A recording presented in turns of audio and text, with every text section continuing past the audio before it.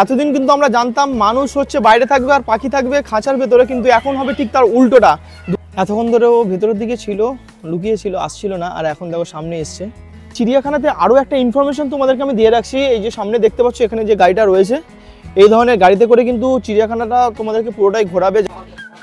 দেখো নেগড়ে বাঘটা কোথায় চলে এসছে, দেখো আওয়াজ করতে সামনে আসছে, দেখছি আবার। শীত কিন্তু পড়েই গেছে, আর এই শীতে তোমার আমার মতো সকলের মন চাই একটু কোথাও ঘুরতে যেতে বা কোথাও গিয়ে পিকনিক করতে। আর সেই রকমই কিন্তু কলকাতার যে সমস্ত পিকনিক স্পটগুলো রয়েছে তাদের মধ্যে সেরা কিন্তু আলিপুর চিড়িয়াখানা, কারণ এখানে তোমরা বাইরে থেকে খাবার নিয়ে আসতে পারবে। তো চলো আজকের এই ভিডিওতে তোমাদেরকে আমি চিড়িয়াখানাটা পুরোটা ঘুরিয়ে দেখাবো। সেই সঙ্গে কিন্তু এই 150 বছর পূর্ণ হয়েছে রিসেন্ট এই আলিপুর চিড়িয়াখানা, সেই সঙ্গে কিন্তু কিছু নিয়মেরও পরিবর্তন হয়েছে। সেই সমস্ত ইনফরমেশন নিয়ে কিন্তু আজকের এই ভিডিওটা আমি তোমাদেরকে যে নিয়ে এসেছি। তো চলো তোমরা কিন্তু ভিডিওর সঙ্গে থেকো। তোমরা যারা শিয়ালদা থেকে আসবে তারা শিয়ালদা স্টেশনের বাইরে বেরিয়ে এনআরএসআই গেটের সামনে চলে আসবে। সেখান থেকে কিন্তু প্রচুর বাস রয়েছে, 230, 260 এই ধরনের বাসগুলো রয়েছে। প্রায় 5 থেকে 10 মিনিট অন্তর অন্তর কিন্তু তোমরা বাস পেয়ে যাবে, যেগুলো ডিরেক্ট তোমাদেরকে চিড়িয়াখানার সামনে নামিয়ে দেবে। আর তোমরা যারা হাওড়া থেকে আসবে তারা স্ক্রিনে দেওয়া এই বাস নম্বরগুলোতে তোমরা বাস ধরে কিন্তু ডিরেক্ট চিড়িয়াখানাতে চলে আসতে পারবে। তো চলো এবার আমি ভেতরে যাই। এই হচ্ছে চিড়িয়াখানার বাইরেটা, দেখতে পাচ্ছ। শীত পড়লেই কিন্তু এখানে ভিড় কিন্তু বাড়তেই থাকে, প্রচুর ভিড় হবে একটু পরে। এখন সকালবেলা তাই ভিড়টা একটু কম।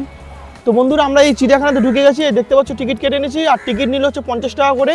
2 বছর পর্যন্ত কোনো টিকিট লাগবে না, আর 2 থেকে 5 বছর পর্যন্ত কিন্তু 20 টাকা করে টিকিট, আর তার 5-এর ঊর্ধ্বে হয়ে গেলে কিন্তু 50 টাকা করে ভাড়া। তো এই হচ্ছে দেখো এখানে কিন্তু ঢুকতেই দেখো সামনে এখানে হচ্ছে ম্যাপটা দিয়েছে, এই ম্যাপটার তোমরা ছবি তুলে নেবে। আর এখানে 150 বছরের পূর্তি হয়েছিল, 150 বছরের সেলিব্রেশনের জন্য দেখো এখানে কিন্তু একটা লোগো লাগিয়েছে এখানে। আর সামনেই তার পাশেই রয়েছে দেখো এখানে বিভিন্ন কোথায় কি রয়েছে তার একটা ডিস্টেন্স এবং ডিরেকশনগুলো দেওয়া আছে। তো চলো প্রথমেই আমরা হচ্ছে বাঘের দিকে যাই, বাঘ দেখে একটু এনার্জি পাবো, কারণ অনেকটাই ঘুরতে হবে। ভেতরে দেখো ঢুকে গেছি, দেখি বাঘ কোথায় রয়েছে আগে সেটা আগে দেখে নিই।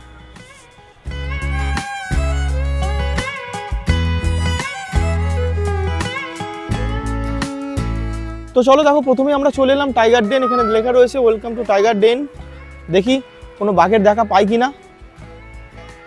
ওই দেখো প্রথমেই কিন্তু আমরা দেখতে পেয়ে গেছি বাঘ। আলিপুর চিড়িয়াখানাতে এসে কিন্তু আমরা বাঘ দেখলাম, দেখো তোমাদেরকেও দেখাচ্ছি। অনেকটা দূরে রয়েছে, ওটা এখন আসছে না, রোদ পোহাতে আসবে কিন্তু একটু পরেই। এই চিড়িয়াখানাতে এই যে সমস্ত জায়গাগুলো দেখতে পাচ্ছ, এই যে ফাঁকা জায়গাগুলো রয়েছে, মাঠ রয়েছে, মাঠের মতো রয়েছে, এই জায়গাগুলোতে কিন্তু তোমরা বাড়ি থেকে চাদর বা কিছু বসার মতো জায়গা নিয়ে চলে আসতে পারো, কার্পেট টাইপের। এসে কিন্তু এখানে বসে কিন্তু তোমরা তোমাদের মতো খাবার নিয়ে এসে কিন্তু এখানে পিকনিক করতে পারবে, খাওয়া দাওয়া করতে পারবে। এখানে কিন্তু এই ধরনের পিকনিক করতেই কিন্তু প্রচুর মানুষ আসে। এখন একটু সকালবেলা বলে ফাঁকা দেখতে পাচ্ছ, একটু পরে কিন্তু দেখো ধীরে ধীরে কিন্তু লোক আসতে শুরু করবে, আর এখানে কিন্তু ভিড় তোমরা দেখতে পারবে। তো এই জায়গাটা রয়েছে চিতাবাঘ, লেপার্ড, দেখো এখানে রয়েছে সামনে, দেখে আমি খুঁজছি। এতক্ষণ ধরে ও ভেতরের দিকে ছিল, লুকিয়ে ছিল, আসছিল না, আর এখন দেখো সামনে এসছে। ও হয়তো বুঝতে পেরেছে আমরা 50 টাকা করে টিকিট কেটে এসেছি, ওকে দেখার জন্য ও একটু লজ্জা পেয়ে হয়তো বেরিয়ে এসছে। এই দেখো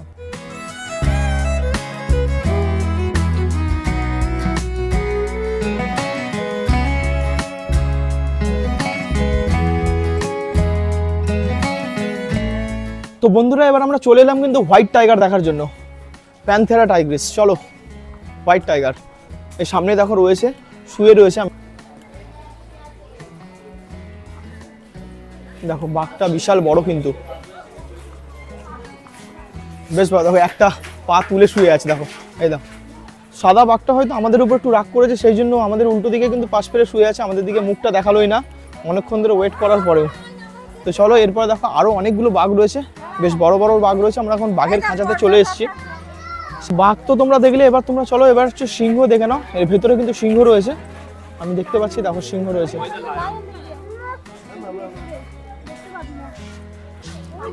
তারপরে কিন্তু রয়েছে আরো একটা বাঘের খাঁচা রয়েছে, বাঘ রয়েছে এখানে, দেখো এও আমাদের দিকে তাকাচ্ছে। ও বুঝতে পারছে না আমরা কি করতে এসেছি, কেন এসেছি। তো বন্ধুরা আমরা কিন্তু এখন চলে এলাম ওয়াক ইন বার্ড অ্যাভিয়ারি। এতদিন কিন্তু আমরা জানতাম মানুষ হচ্ছে বাইরে থাকবে আর পাখি থাকবে খাঁচার ভেতরে, কিন্তু এখন হবে ঠিক তার উল্টোটা। 2024-এর শেষের শীতে কিন্তু এর 150 বছর পূর্তিতে এটা নতুন সংযোজন হয়েছে এই আলিপুর চিড়িয়াখানাতে। মানে মানুষ থাকবে খাঁচাতে আর বাইরে থাকবে হচ্ছে পাখি। তো চলো আমরা ওই ভেতরে ঢুকি। এটা হচ্ছে ওয়াক ইন বার্ড অ্যাভিয়ারি, এটা ঠিক আলিপুর চিড়িয়াখানার মাঝামাঝি জায়গাতেই রয়েছে। এখানে দেখো এই যে পাখির যে জায়গাটা রয়েছে মাঝখানে, তার ঠিক সামনেই রয়েছে এই জায়গাটা। তো চলো ভেতরে ঢুকি আমরা, দেখো।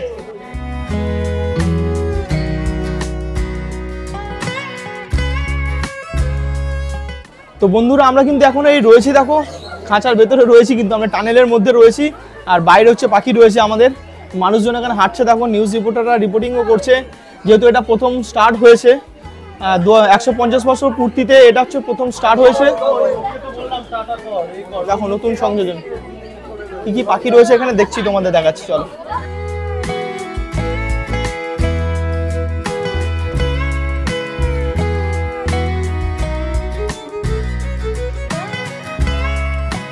তো তোমাদেরকে বলে দিই এই চিড়িয়াখানা কবে বন্ধ থাকে। তোমরা কিন্তু ভুল করেও বৃহস্পতিবার কিন্তু আসবে না এখানে, থার্সডে কিন্তু এটা বন্ধ থাকে। থার্সডে ছাড়া বাকি সপ্তাহের বাকি সমস্ত দিন কিন্তু খোলা থাকে, সকাল 9টা থেকে বিকেল 5টা পর্যন্ত। তোমরা কিন্তু সেই মতো টাইম নিয়ে কিন্তু আসবে। 5টার পরে কিন্তু টিকিট কাউন্টারও বন্ধ হয়ে যায়, আর তারপর ধীরে ধীরে কিন্তু সবাইকে বাইরে বার করতে শুরু করে দেয়। আমরা অনেক চিতা পাখি তো দেখলাম, এরপরে কিন্তু আমরা চলে এলাম বেঙ্গল টাইগার দেখতে। বাংলার বাঘের প্রতি একটা তো আলাদাই ব্যাপার রয়েছে, তোমরা দেখো হচ্ছে বেঙ্গল টাইগার সামনেই রয়েছে, আসছে। যত চিতাবাঘ আমরা দেখি না কেন, বেঙ্গল টাইগারের ব্যাপারটাই কিন্তু আলাদা। দেখতেই পেলে একটা ব্যাপার আছে কিন্তু বেঙ্গল টাইগার, অন্য কোথাও তো পাওয়া যায় না, এই বাংলাতেই রয়েছে, সেটাও তোমাদেরকে আমি দেখালাম। তো এই হচ্ছে নেকড়ে, দেখো নেকড়ে, নেকড়ে বাঘ, এই দেখো সামনে চলে এসছে আমাদের। দেখো নেকড়ে বাঘটা কোথায় চলে এসছে, দেখো আওয়াজ করতে সামনে আসছে, দেখছি আবার হচ্ছে নেকড়ে। দেখো দেখো দেখো, এই দেখো। তো এই জায়গাটাতে এলাম, এখানে হচ্ছে ইয়েলো অ্যানাকন্ডা রয়েছে। দেখি অ্যানাকন্ডা কোথায়, ওই তো দেখো সামনেই রয়েছে, দেখো অ্যানাকন্ডা, বিশাল বড় কিন্তু, দুটো রয়েছে মনে হচ্ছে, হ্যাঁ দুটো রয়েছে। আমার তো সাপ দেখলে কিন্তু প্রচণ্ড ভয় লাগে, এই চিড়িয়াখানাতে এসেই দেখি, কিন্তু বাস্তবের সামনে যখন যদি সাপ পড়ে যায় কিন্তু প্রচণ্ড ভয় লাগে, সে যেমনই সাপ হোক না কেন। এই দেখো সাপটা চড়ছে কেমন। তো তার পাশেই কিন্তু রয়েছে মিষ্টি জলের কুমির, দেখো দেখতে পাচ্ছ সামনেই কিন্তু রয়েছে, জলাশয়ের মধ্যে রয়েছে, যেগুলো কিন্তু এখন বোঝা যাচ্ছে না, কিন্তু ওগুলোই রয়েছে। ওরা কিন্তু মরার মতো শুয়ে রয়েছে, তোমরা দেখে বুঝতে পারবে না, খুব ভালো করে দেখলে বুঝতে পারবে, মাঝে মাঝে নড়ছে। এই কুমির সেকশনের উল্টো দিকেই কিন্তু রয়েছে সরীসৃপ ভবন, যেটা হচ্ছে রেপটাইল হাউস। তো চলো, এর ভেতরে কিন্তু তোমরা সমস্ত ধরনের সাপগুলো দেখতে পারবে, সরীসৃপ প্রাণী যেগুলো রয়েছে সেগুলো কিন্তু গিরগিটি, টিকটিকি, এগুলো সমস্ত কিছু রয়েছে, সেগুলো দেখতে পারবে। এবং তোমরা কচ্ছপও দেখতে পারবে।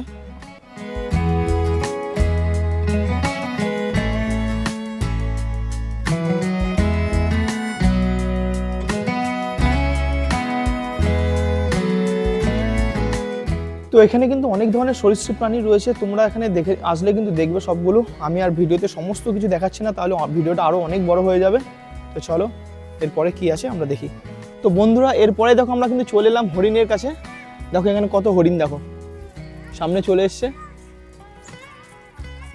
বেশ বড় বড় হরিণগুলো, এই দেখো এরকম খাবার খাচ্ছে। তো দেখো এরপরে কিন্তু আমরা দেখছি এখানে ক্যাঙ্গারু, সামনে দেখো ক্যাঙ্গারুটা ঘাস খাচ্ছে, এখন সামনেই রয়েছে, এই হচ্ছে ক্যাঙ্গারু। তো এটা হচ্ছে অ্যালডেব্রা জায়ান্ট টর্টয়েস, দেখো এই যে কচ্ছপ সামনে রয়েছে, সুবিশাল, বিশাল বড় কিন্তু, আর এর বয়সও নিশ্চয়ই অনেক হয়েছে। এই চিড়িয়াখানাতে এসে কখন যে তোমাদের ঘুরতে ঘুরতে সময় কেটে যাবে তোমরা কিন্তু বুঝতেই পারবে না, প্রচুর কিছু রয়েছে দেখার জন্য, ঘোরার জন্য, আর বসে তো আড্ডা মারতেই পারবে, প্রচুর জায়গা রয়েছে। আর আমার এখন সামনেই রয়েছে দেখো জেব্রা, হ্যাঁ দেখো জেব্রা সামনেই রয়েছে, বেশ বড় জেব্রাটা, এই দেখো।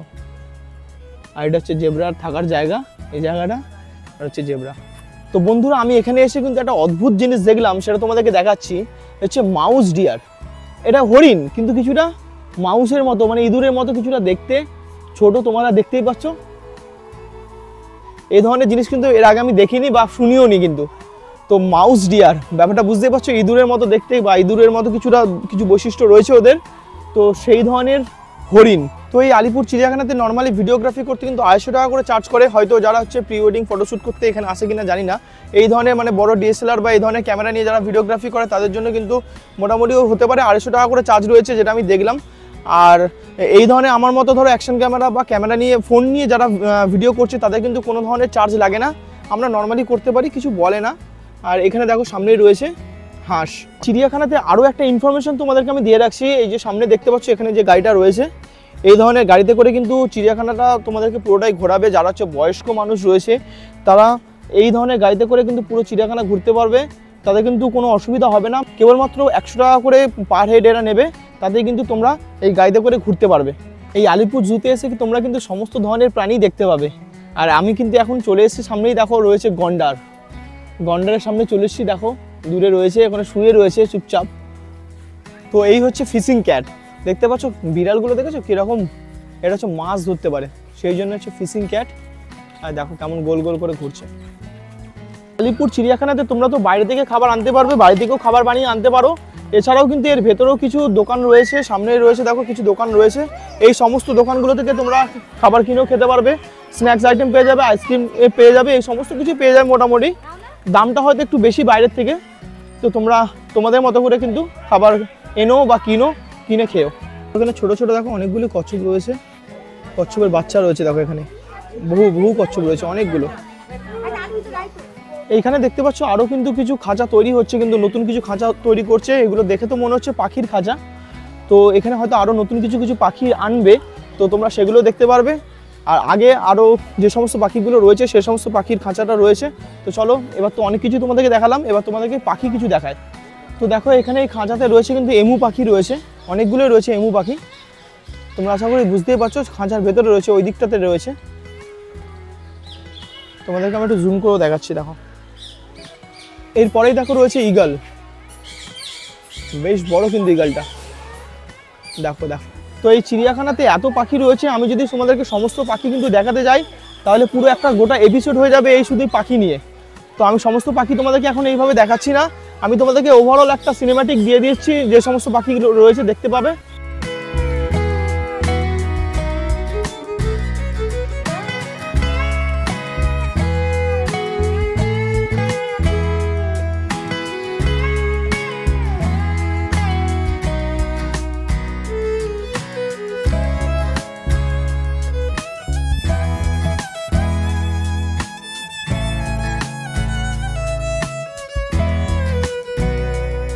তো আমি এখন রয়েছি অ্যাডাপ্টেশন ট্রির কাছে রয়েছি। এখানে দেখো, এখানে একটা ভালো জিনিস রয়েছে, যে হচ্ছে এখানে যে সমস্ত পাখিগুলো রয়েছে বা অন্যান্য প্রাণী রয়েছে তাদেরকে অ্যাডাপ্ট করা যায়।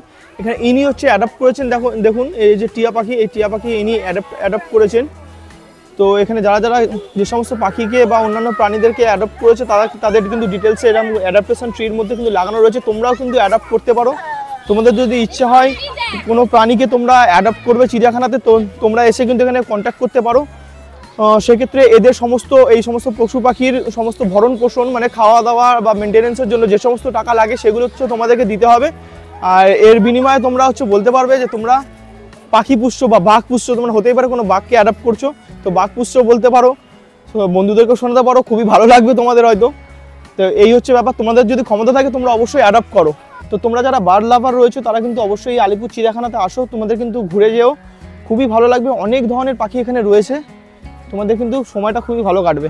এখানে এইদিকে ছিল পাখির খাঁচাগুলো ছিল, তার পাশে কিন্তু এখানে হাতির জায়গাটা রয়েছে, দেখো হাতিরা বেরোচ্ছে দেখো ঘর থেকে।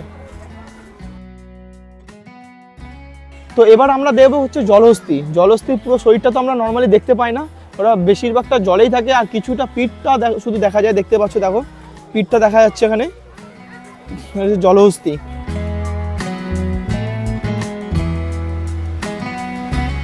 তো তোমরা এই আলিপুর চিড়িয়াখানাতে আসো, কিন্তু পিকনিক করো, সমস্ত কিছু ঠিকই আছে, কিন্তু যে খাবারটা নিয়ে আসবে প্লাস্টিক জাতীয় কোনো দ্রব্যতে নিয়ে আসবে না। যদি প্লাস্টিকে নিয়েও আসো তাহলে কিন্তু সেটা যথাযথ স্থানে, যেগুলো ডাস্টবিন করা আছে, ওয়েস্টবিন রয়েছে, সেই সমস্ত জায়গাতে কিন্তু সেই প্লাস্টিকগুলো ফেলবে। এখানে কিন্তু যত্র নোংরা করবে না তোমরা, তবে কিন্তু এটা পরিষ্কার থাকবে, না হলে কিন্তু নোংরা হয়েই থাকবে সারাক্ষণ।